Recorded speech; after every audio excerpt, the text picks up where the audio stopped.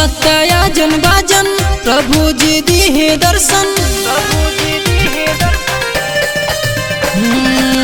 बाजता आजन बाजन प्रभु जी दिहे दर्शन। राखा विश्वास सैया सतवे में चल चला यीशु दरबार सैया सतवे में चल चला यीशु दरबार सैया सतवे में चल चला यीशु दरबार सैया सतवे में चल चला।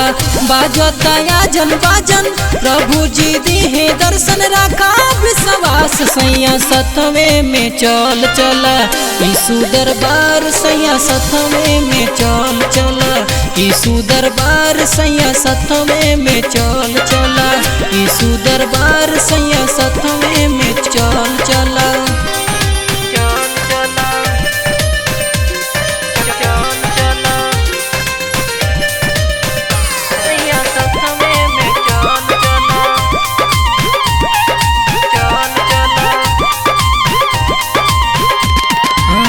दूर होई कष्ट हमा मिली चंगाई भाई और बहिनी के मिली जीवन दाई।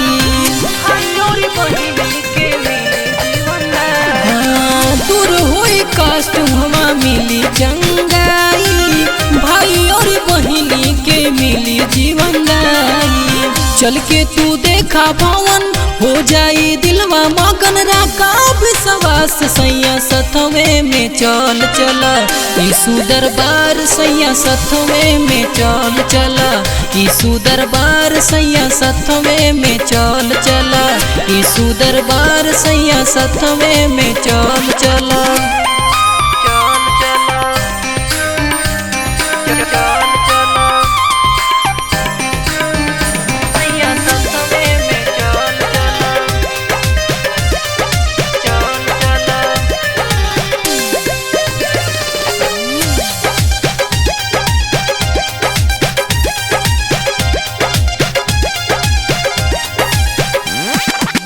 प्रभु के भवनवा में अजबे कमाल हुई मिल छुटकारा और जीवन महान हुई। प्रभु के भवनवा में अजबे कमाल हुई मिल छुटकारा और जीवन महान हुई। चली जा चली भवन यीशु जी दिहे दर्शन। राखा विश्वास सैया सतवे में चल चला यीशु दरबार सैया सतवे में चल चला यीशु दरबार सैया सतवे में चल चला यीशु दरबार सैया सतवे में चल चला।